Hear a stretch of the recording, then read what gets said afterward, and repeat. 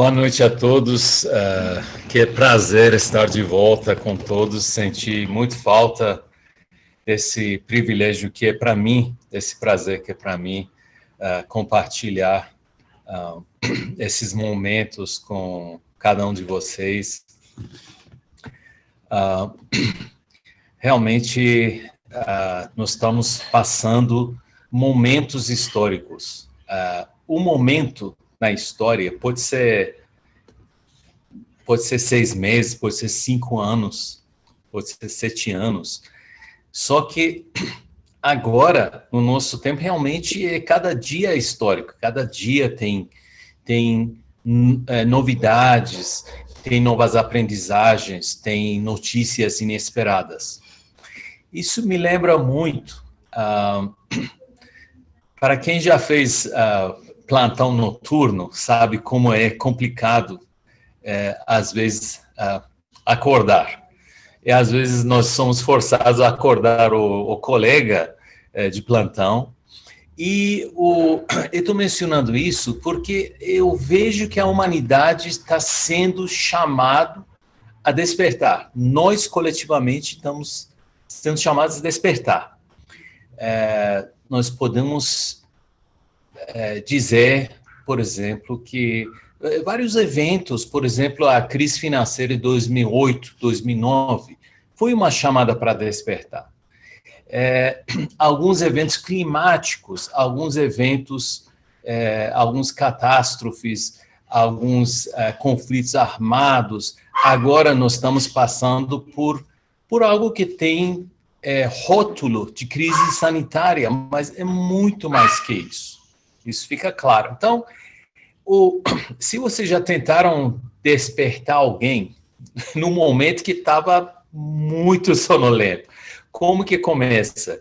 Você primeiro chama o nome, depois chama 2 vezes, depois dá uma tapinha, depois sacude um pouco, e cada vez essa chamada fica mais e mais chamativa, fica mais e mais eficiente na medida que funciona ou não funciona.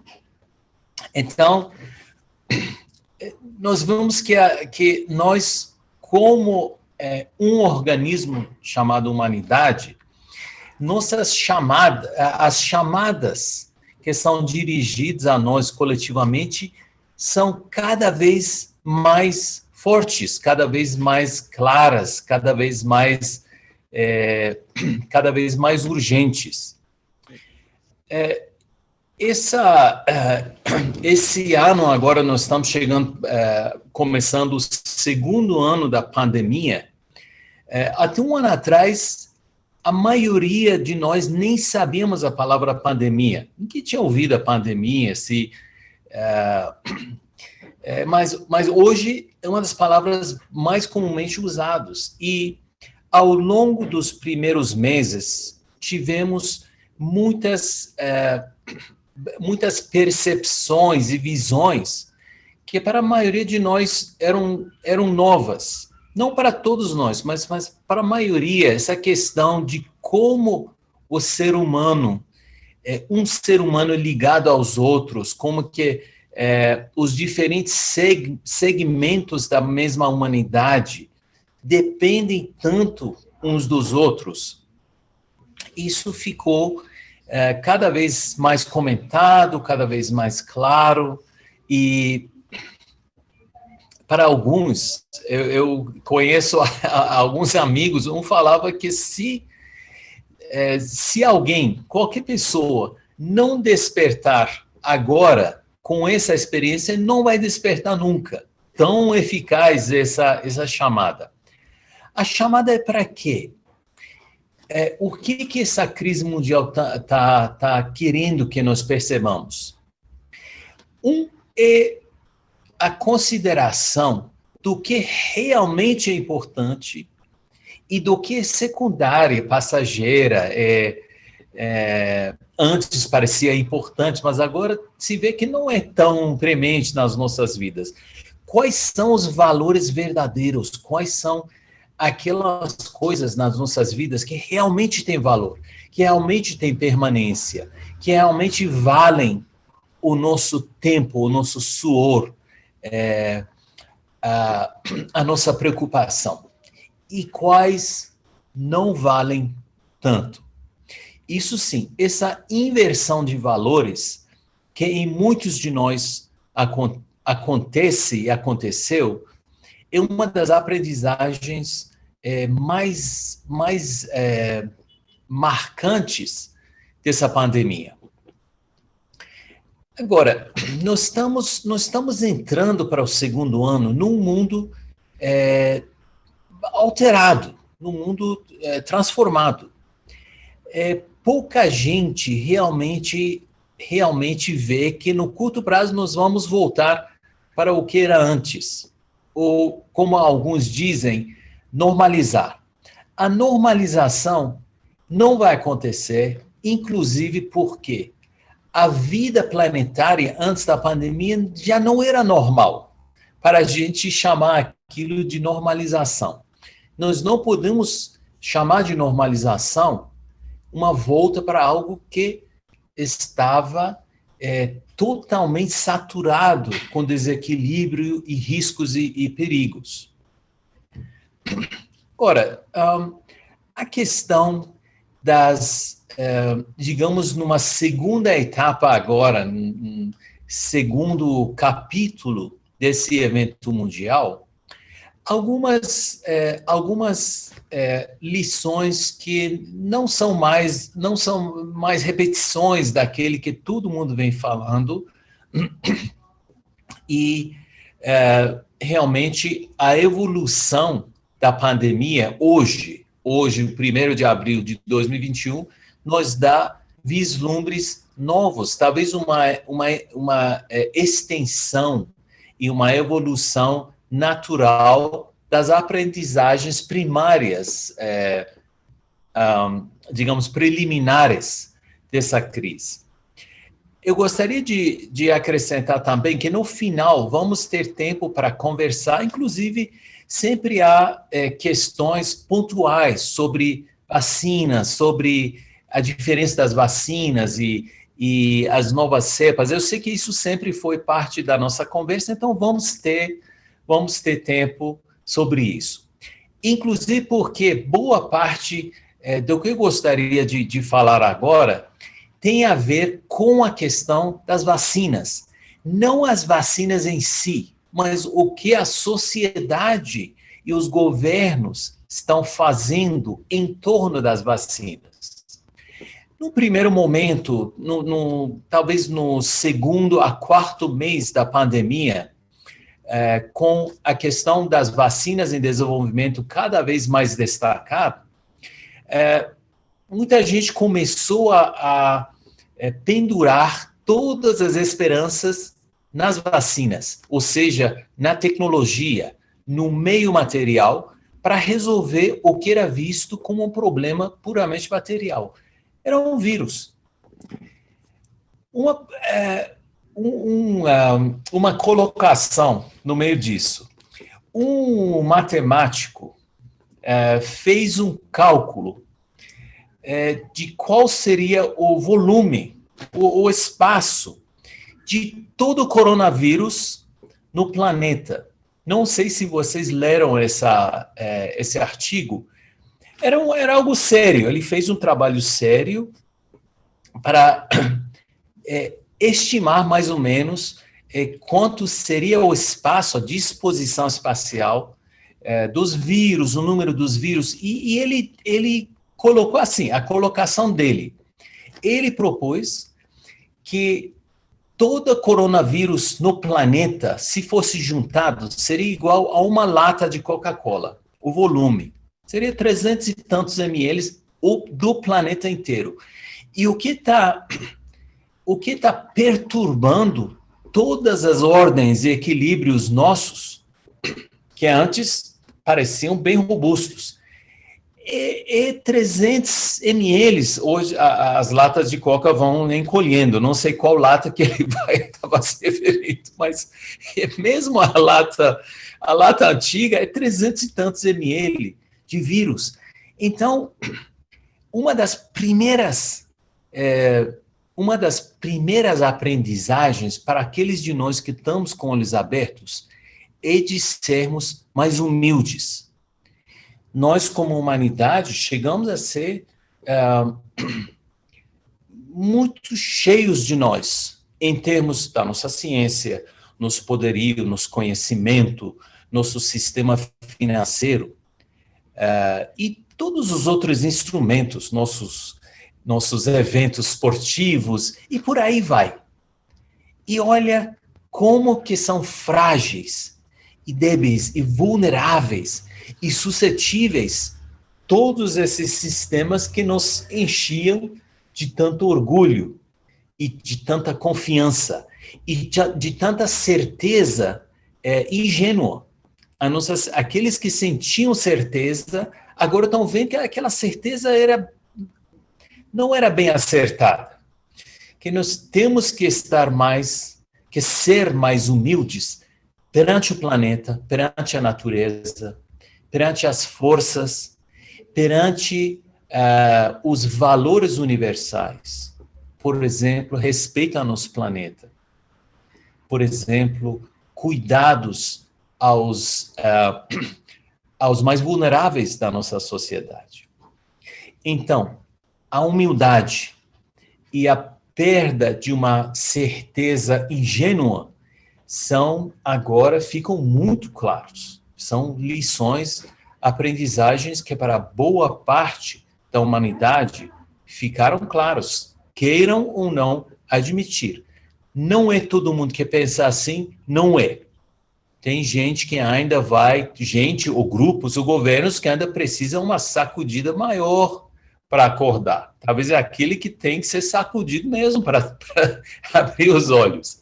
Mas boa parte de nós já despertamos para essa verdade. Uma das coisas que fica muito claro também é que nosso problema, essa crise, não é uma crise científica puramente material, puramente materialista. Por isso, as soluções puramente materialistas, como vacina, não é a solução única, rápida e definitiva que muitos imaginavam ou esperavam que fosse. A questão da vacina tem mostrado muitos lados do nosso planeta.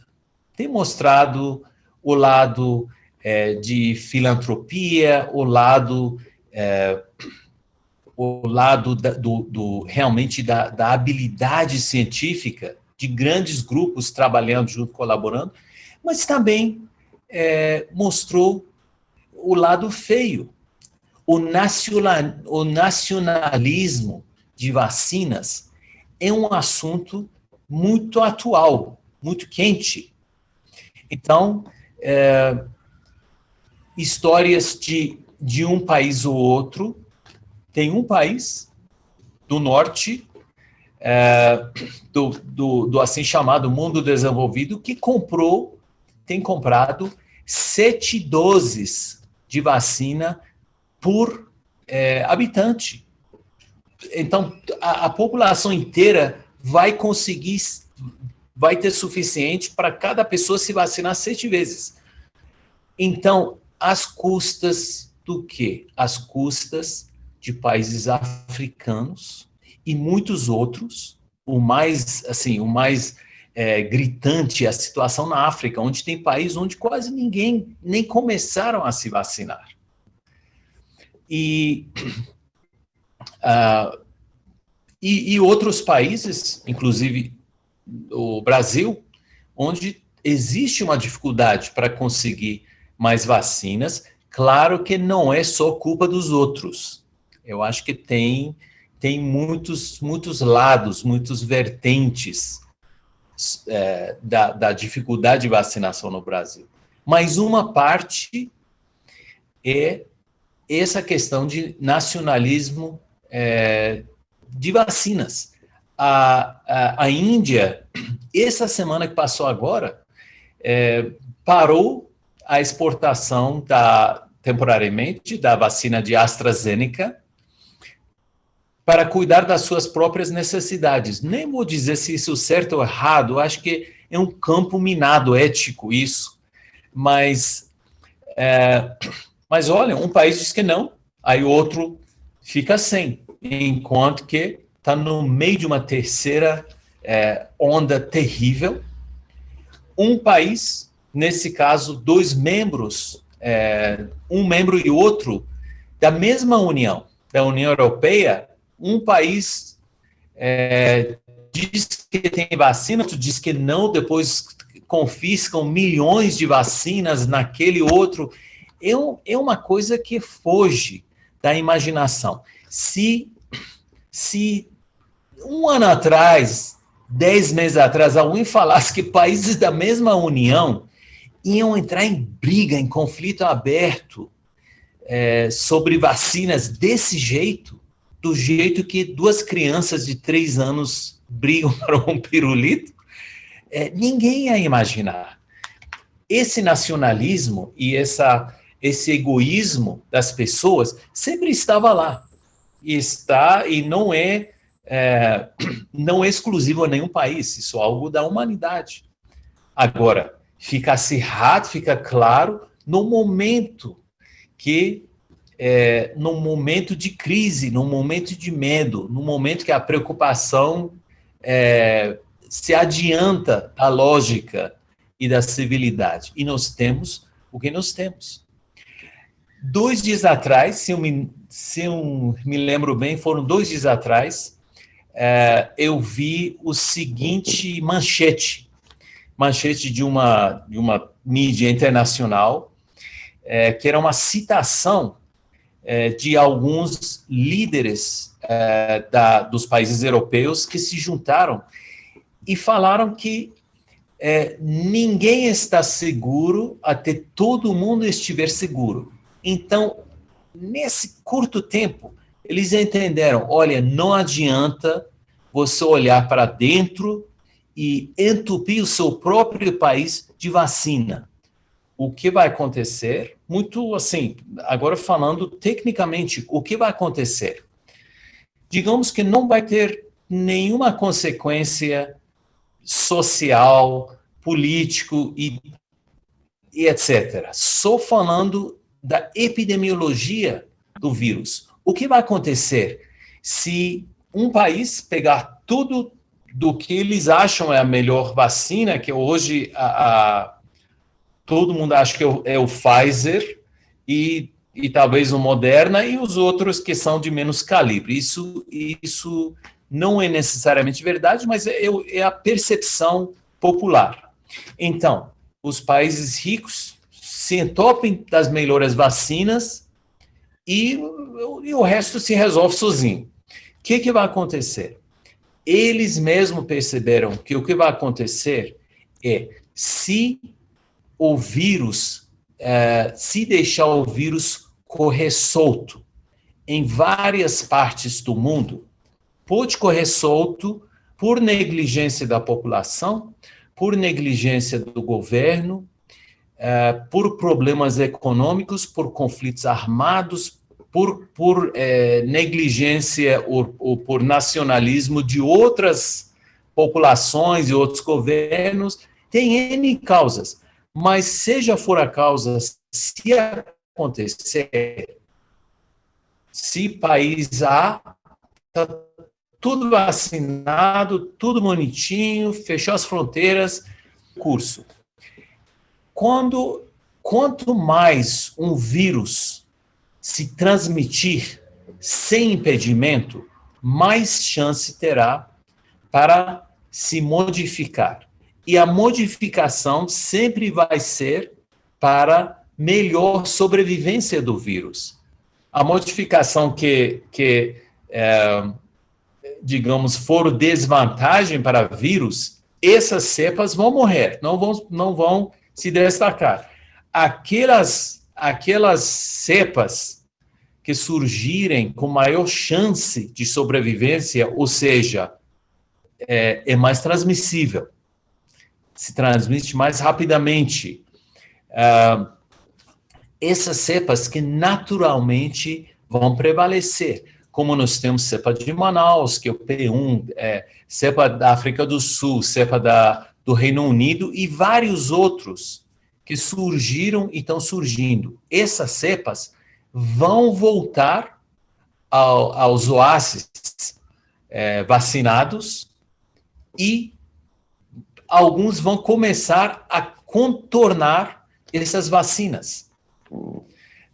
Então, por isso, não é necessariamente uma postura iluminada desses líderes europeus, é uma postura muito prática, muito pragmática, dizendo que ninguém vai estar seguro até todo mundo estiver seguro.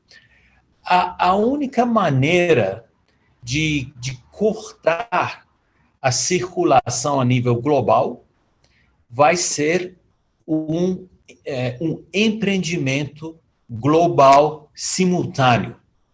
É um trabalho hercúleo, é um trabalho gigantesco, é a vacinação de um planeta de habitantes, independente das diferenças que nós acharmos que temos. Então, se eu me achar melhor que o outro, não faz diferença. O vírus não quer saber se eu me acho melhor por ser homem, ou por ser mulher, ou pela cor da minha pele, ou pela quantidade de dinheiro que eu tenho, ou pelo meu título. Tanto faz, o vírus não quer saber disso. E está deixando isso claro. Então, a única maneira de extinguir, de fazer uma extinção dessa pandemia é um empreendimento global de escala imprevista, onde não são dezenas de milhões, nós estamos falando de bilhões de doses. Bilhões de doses num prazo limitado de tempo.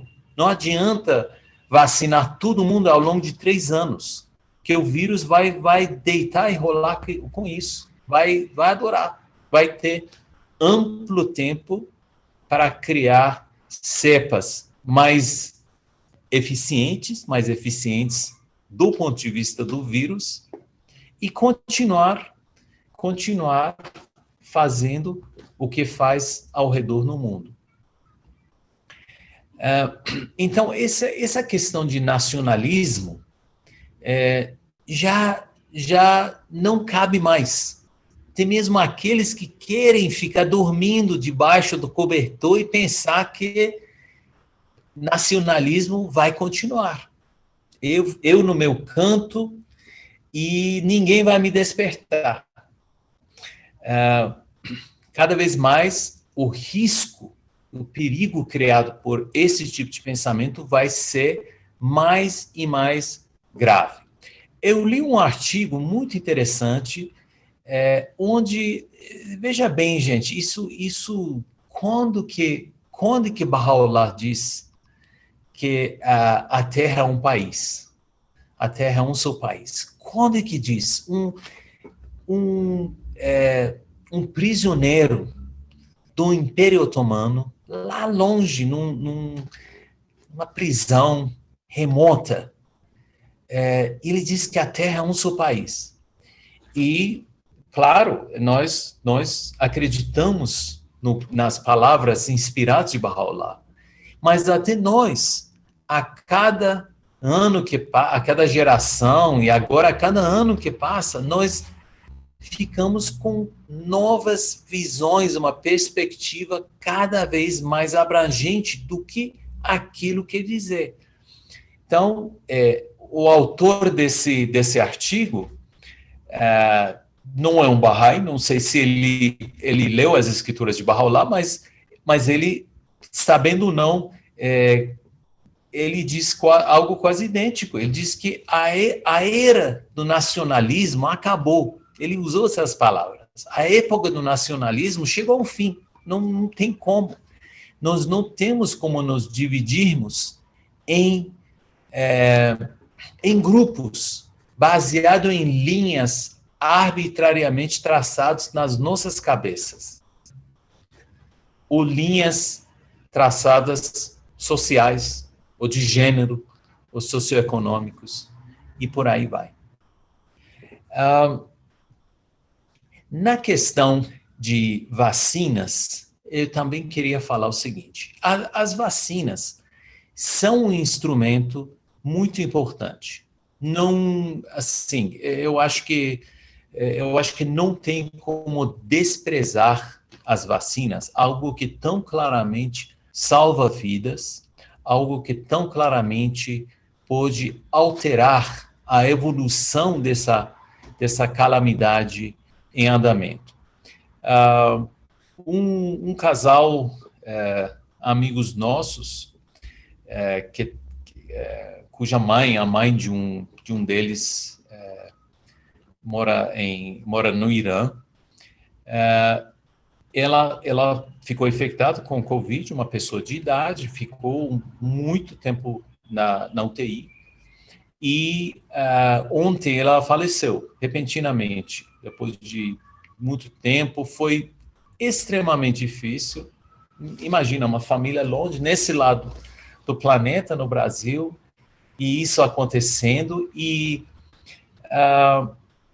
essas pessoas não são da comunidade Bahá'í, são iranianos, mas não são da comunidade Bahá'í. Então, as pessoas estão começando a usar o mesmo vocabulário, igual a esse autor desse artigo, que dizia que o nacionalismo já passou, não pode existir.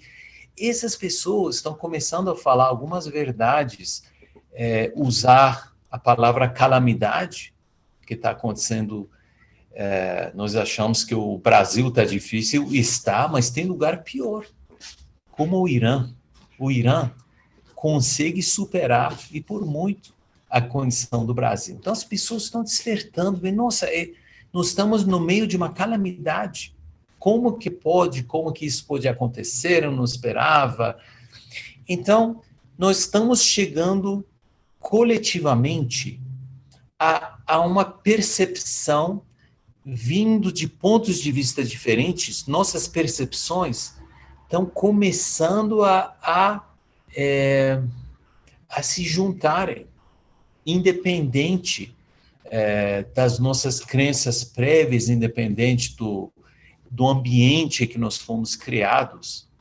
E as questões de humildade, da unidade do gênero humano, queiramos ou não, e da insuficiência do pensamento materialista. Esses hoje são entre as maiores lições que depois de um ano e pouco dessa pandemia nós podemos citar. Tem outros, mas eu gostaria de terminar por aqui. Eu acho que hoje a questão, eu imagino que talvez a questão das vacinas e de tratamentos e os outros talvez tomem um pouco do nosso tempo. Gente, muito obrigado, como sempre, pela sua paciência. É um privilégio meu. E agora vamos abrir para comentários e qualquer outro assunto que os amigos queiram levantar. Gratidão, querido Dariush, de nos ajudar a despertar ainda mais.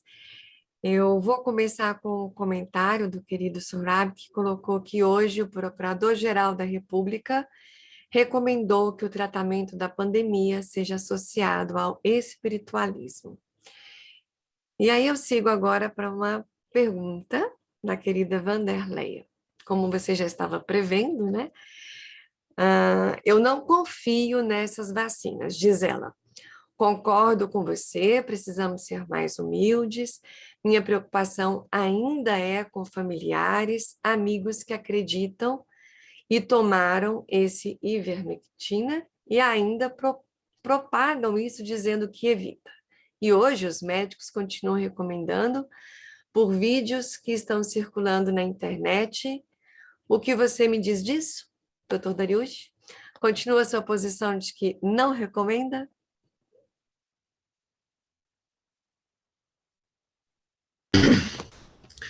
Bem, primeiro eu gostaria de me gabar que depois de um ano, agora estou lembrando de tirar o mundo do microfone. Então, evolução, né? Eu evolui também, só demorou 12 meses. Eu gostaria de separar a questão dos medicamentos das vacinas. Se a querida amiga puder falar por que não confia nas vacinas, assim, só uma colocação breve de por que não confia nas vacinas, aí vamos poder entrar na questão, na discussão, tanto de medicamentos quanto das vacinas. Então, Darius, tudo bem? Tudo bem. A vacina é porque eu acho essa coisa dessa politicagem,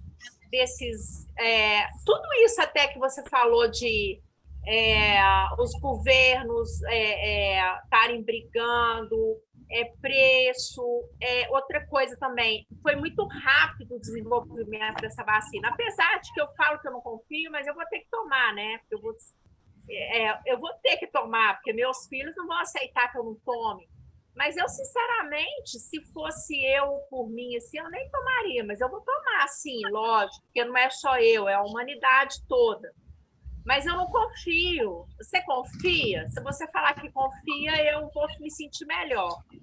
Aí talvez eu vá confiar, porque em você eu confio. Obrigado. Eu espero merecer essa confiança. Olha, eu sempre falo o seguinte: quando perguntam sobre qualquer tratamento ou prevenção ou profilaxia como vacina, aí dizem, Darius, o que você acha? Qual a sua opinião? Aí eu falo que eu não tenho opinião. Eu olho para a evidência, mas com bastante critério nas fontes.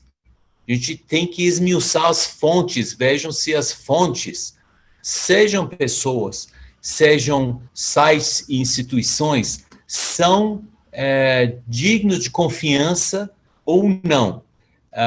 Então, vamos começar sobre os medicamentos, que esses são mais fáceis.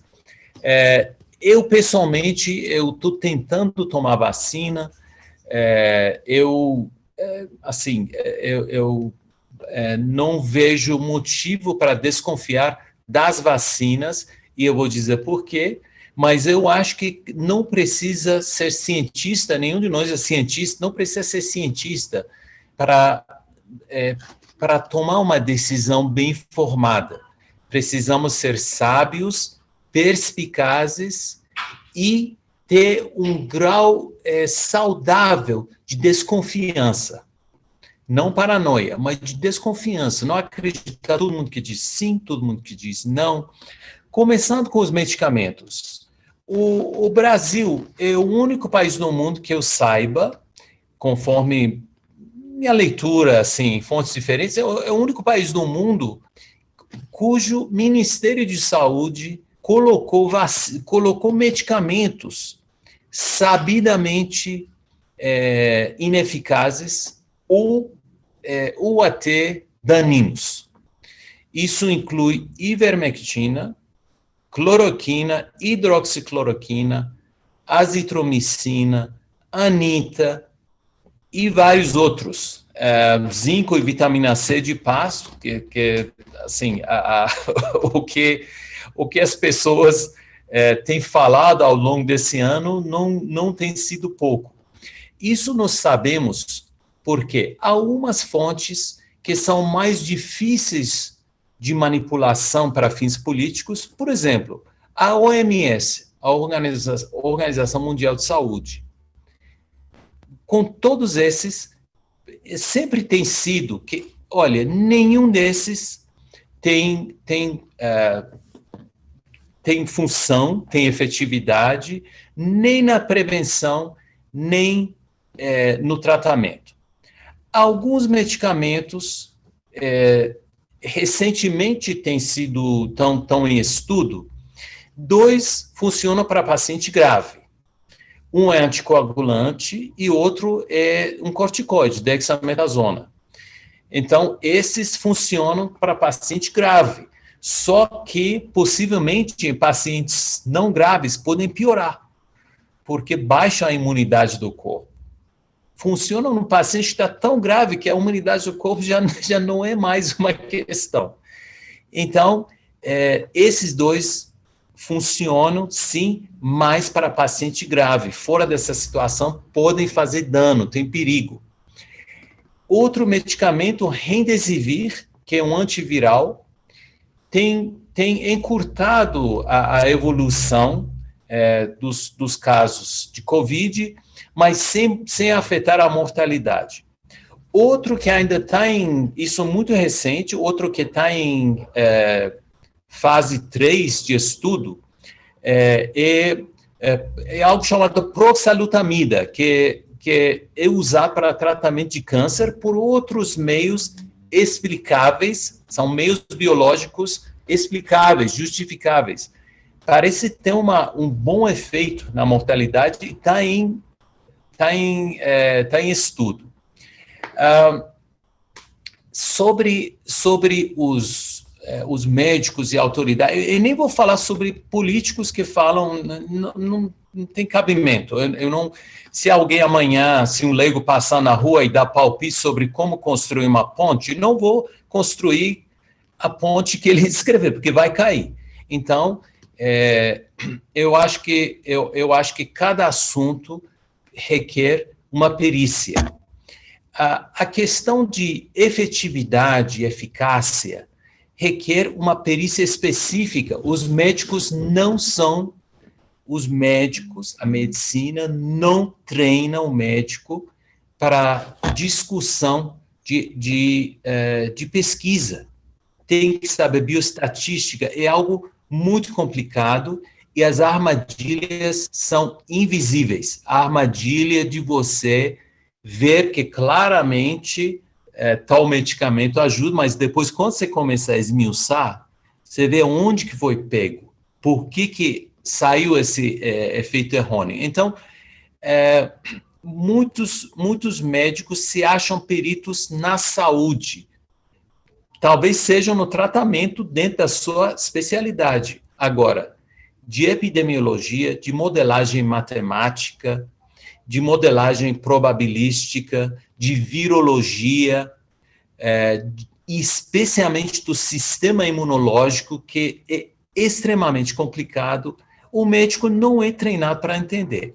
Talvez falem por, não sei, por excesso de confiança, talvez falem por uma boa vontade de ajudar numa situação, uma boa vontade, digamos, mal orientado, numa situação difícil, ou talvez falem porque não entendem como que esse assunto é complicado. Vejam de maneira simplista, aí tem o carimbo CRM, aí fala que sim, ajuda por tal motivo.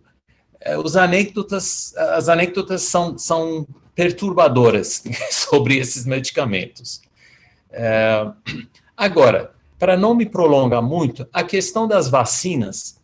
As vacinas têm estudos multicêntricos, mundiais, passam por diversas autoridades diferentes, e é muito difícil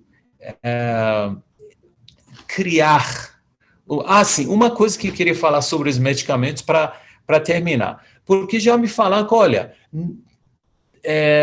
esses medicamentos, esse pacote COVID,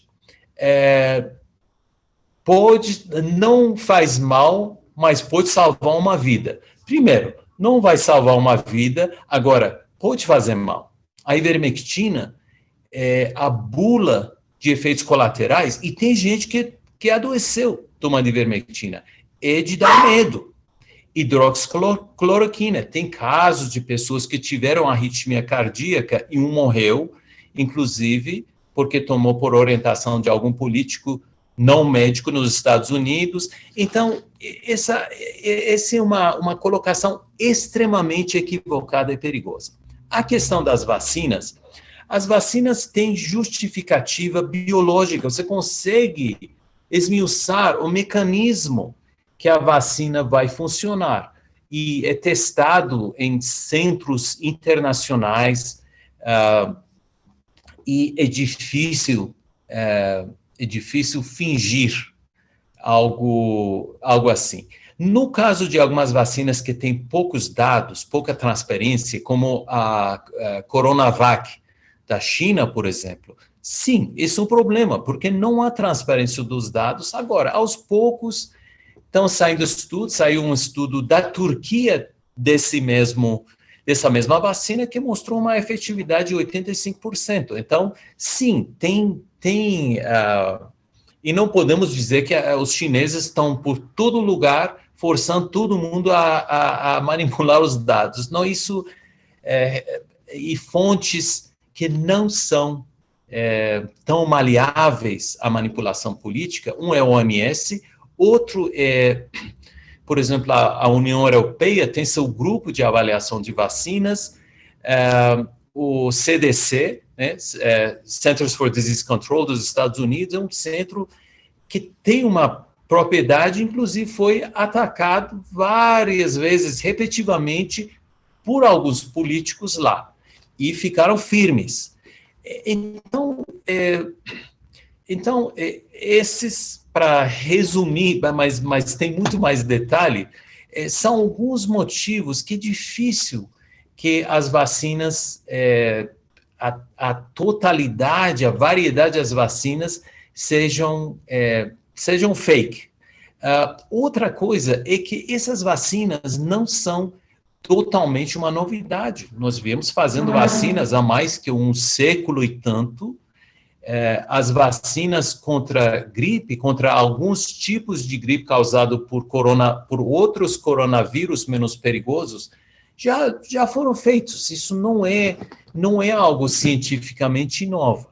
Então, eu espero, pelo menos, ter explicado em parte por que eu acho que as vacinas são necessárias e devem ser tomadas. Obrigada, Dariush. Explicou sim. Muito obrigada. É porque Nada. A gente aqui que é leigo, assim, né, que nem eu, às vezes a gente fica muito confuso, né, com tanta informação ao mesmo tempo. E quando a gente ouve de uma pessoa que a gente confia e que tem conhecimento, aí a gente se sente melhor. Então, muito obrigada.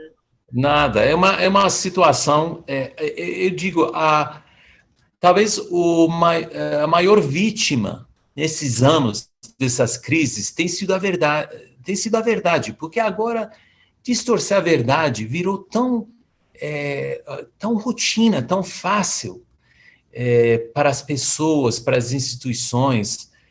Antes custava um pouco mais para as pessoas falar uma verdade. Agora é tranquilo. A questão dessas avaliações é complexa.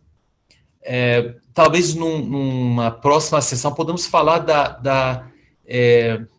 da comparação das vacinas, que é muito interessante. Não é um assunto seco, é muito interessante como que as vacinas não são tão diferentes e requer muita leitura. Certamente eu mantenho meus comentários dentro do meu conhecimento.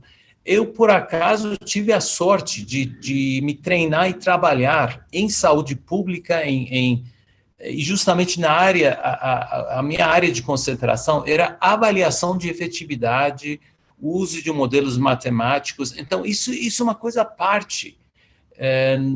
E mesmo assim, eu tive que ler muito durante esse ano e me limito aos limites do que eu entendo. E eu acho que como eu falei, as aprendizagens vão além da ciência. Nós estamos em fase de aprendizagem ética, de como a verdade é tão sagrada, não apenas no âmbito religioso, mas no âmbito financeiro, no âmbito científico, no âmbito epidemiológico, a importância da verdade, acima de tudo. Temos uma pergunta aqui da querida Regina, se está tendo medicação eficiente para essa nova onda, essa nova cepa, né? Se for prescrita na hora certa. E aí eu emendo, e qual que é a hora certa? Até quando é a hora certa? Dois medicamentos que nós falamos, um é Remdesivir, que melhora sintomaticamente até a duração, mas sem melhorar a mortalidade. Isso não quer dizer que todo mundo vai perder a vida, mas, digamos, se um grupo tem mortalidade de 10%, tomar Remdesivir ainda vai ser 10%. Se um grupo tem mortalidade de 3%, ainda vai ser 3%. Outro que está em fase de pesquisa, não é um medicamento lançado ainda, é a proxalutamida, que eu falei que era um tratamento anti-câncer. Que isso sim, isso parece ter um efeito considerável em baixar a mortalidade, mas isso é para pacientes que são acamados, pacientes que são internados, não é para o doente em casa. E também não são, esse medicamento é ainda experimental, não é um medicamento que seja disponível para a COVID. Então, a resposta ainda é que não, com a seguinte observação, que a maioria das pessoas, a grande maioria das pessoas que contraem COVID, acabam não correndo perigo. Então, eu acho que o pânico acaba sendo muito mais danino e baixa as defesas do corpo muito mais do que as outras medidas que nós tomamos.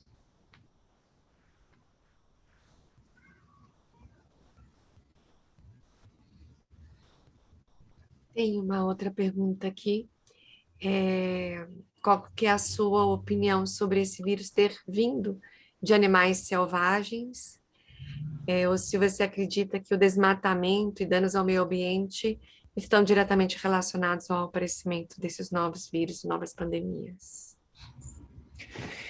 Um dos aspectos mais curiosos dessa pandemia é que há pelo menos 25 a 30 anos que cientistas vêm advertindo dessa eventualidade. Então, é um desastre anunciado. Houve uma missão da OMS para a China recentemente, com muito barulho e muita turbulência ao redor. Até um dos cientistas mais destacados nos Estados Unidos diz que ele acha que escapou de um laboratório na China. Isso agora sim, saiu na mídia, que um deles falou isso. Agora, a maioria, a grande maioria dos membros dessa equipe da OMS, todos cientistas de peso, de renome, falaram que sim, realmente parece ter sido uma zoonose, uma transmissão do vírus de algum animal, vetor animal, para o ser humano.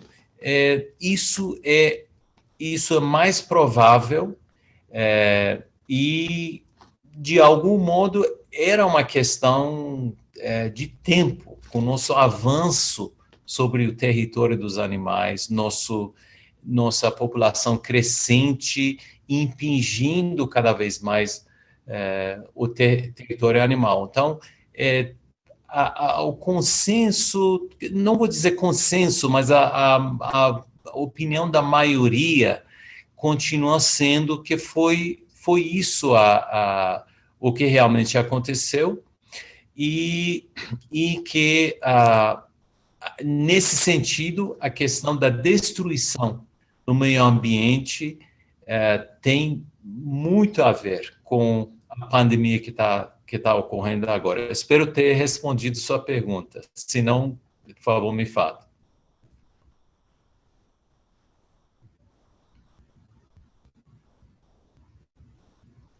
Bom, parece que sim. Não temos mais perguntas aqui.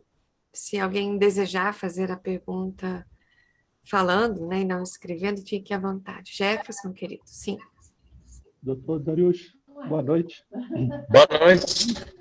Pode me chamar, não precisa me chamar de doutor.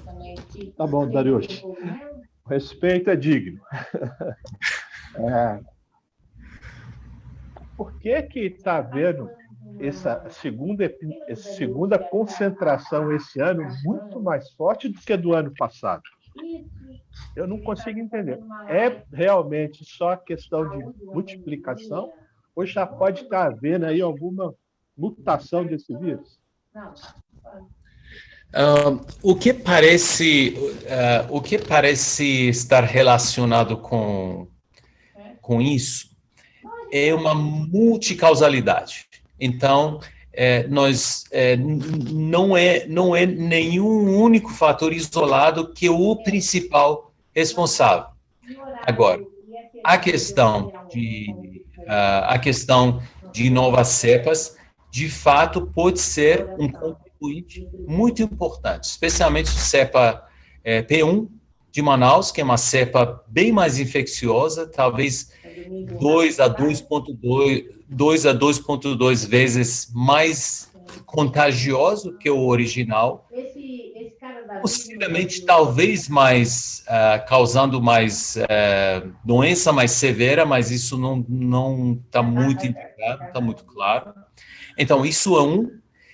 Outro fator é fadiga de pandemia, porque a coisa é relativamente fácil de você fazer modelagem matemática da transmissão de um vírus. Agora, tente modelar o comportamento humano, que você não vai conseguir. E o comportamento humano tem muito a ver com isso. Uma das coisas é a fadiga. As pessoas se cansam. Ou aquela sensação de ameaça perde sua força. A pessoa já está acostumada, porque já passou um ano, nada aconteceu, a pessoa começa a perder aquele cuidado. Em vez de se manter com disciplina, se manter numa rotina razoável, distanciamento, de máscara, não sei o quê, então isso começa a perder o efeito. Então, esses dois são dois fatores importantes, tem outros, e olha lá, em outras doenças, já foram documentados claramente que com a saída de vacinas, o tratamento, a propagação pode piorar. Isso o que aconteceu com o início de antirretrovirais para AIDS, que um grupo de pessoas voltaram a comportamento de risco, porque agora a AIDS tem tratamento. Isso foi visto em cidades como São Francisco e outros. Então, isso pode ser outro efeito, digamos, paradóxico da introdução de vacinas.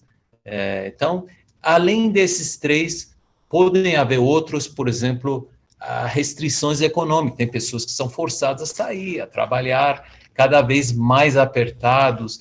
Então, são múltiplos contribuintes.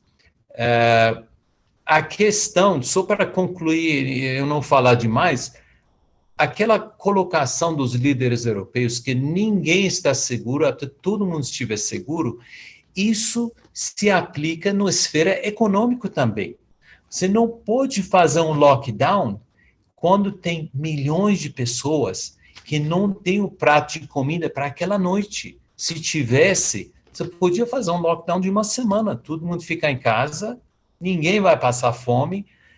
Então, a pobreza, a desigualdade, dificulta demais a continuação das medidas para controle dessa pandemia.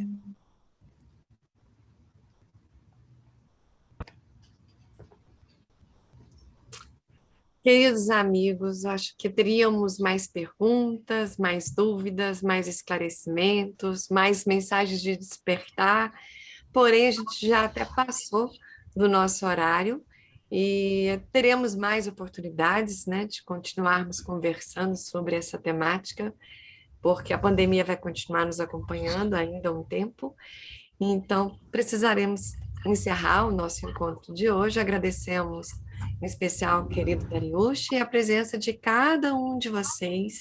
Se cuidem, tenham uma boa noite e até o nosso próximo encontro. Até, obrigada. Boa noite. Muito obrigada, Ana Paula. Obrigada, Dariush, muito obrigada. Meu prazer. Boa noite, muito obrigada. Boa noite. Se cuidem todos. Tchau, gente. Até logo.